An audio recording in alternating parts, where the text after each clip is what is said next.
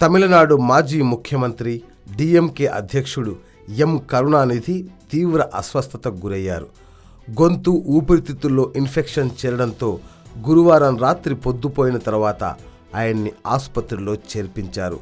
ఆయన పరిస్థితి మరింత దిగజారడంతో వైద్యులు ట్రకియోస్టమీ అంటే కృత్రిమ శ్వాస అందించే పరికరం అమర్చి చికిత్స అందిస్తున్నారు. రోగ నిరోధక మందులతో ప్రత్యేక చికిత్స అందిస్తున్నామని కావేరీ ఆసుపత్రి executive director doctor N Aravindan ప్రకటన విడుదల చేశారు. 93 ఏళ్ల కరుణానిధి కొంతకాలంగా శ్వాస సంబంధిత సమస్యలతో బాధపడుతున్న విషయం తెలిసిందే. ఆ సమయంలో అపోలో ఆసుపత్రిలో చేర్పించాలని భావించినప్పటికీ అప్పుడు ముఖ్యమంత్రి జయలలిత అదే ఆసుపత్రిలో చికిత్స పొందుతుండడంతో ప్రత్యామ్నాయంగా కావేరీ ఆసుపత్రిలో చేర్పించారు.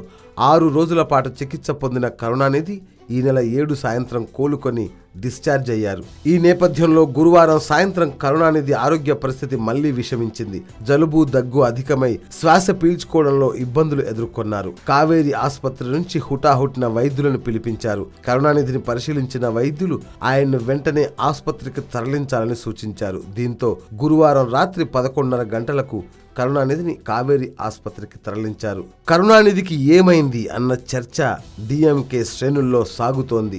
మందులు వికటించడంతో ఇంటి పట్టునే చికిత్స పొందిన కరుణానిధి గత కొంతకాలంగా ఆహారం తీసుకోలేకపోతున్నారు. 15 రోజులుగా వైద్యులు రెయిల్స్ ట్యూబ్ ద్వారా కేవలం ద్రవ పదార్థాలను ఆహారంగా అందిస్తున్నారు. ముక్కులో నుంచి ఆహార నాళంలోకి ఏర్పాటు చేసే ఈ రెయిల్స్ ట్యూబ్ ద్వారా కూడా 2 రోజులుగా ఆయనకు ద్రవ పదార్థాలు ఇవ్వడం కష్టమైపోయినట్లు సమాచారం. తీవ్రమైన జలుబు చేయడంతో ముక్కులో నుంచి అమర్చిన ట్యూబ్ ద్వారా కూడా ఆహారం అందించలేకపోయారు. దీనికి తోడు గొంతులో కణితి ఉన్నట్లు వైద్యులు గుర్తించారు. ఈ నేపథ్యంలో రెయిల్స్ ట్యూబ్ ఉంచడం ఏమాత్రం శ్రేయస్కరం కాదని తేల్చిన వైద్యులు గంటకు నీరసపడుతున్న కరుణను తక్షణం ఆసుపత్రికి తరలించాలని కుటుంబీకులకు సూచించగా హుటాహుటిన ఆసుపత్రికి తీసుకెళ్లారు. ఆయనకు సీనియర్ డాక్టర్ కార్తిక్ రాజా నేతృత్వంలోని వైద్య బృందం ఐసీయూలో చికిత్స అందిస్తున్నారు. కరుణానిధికి శ్వాస తీసుకోవడంలో ఇబ్బందులు పడుతున్న నేపథ్యంలో మరో మార్గం లేక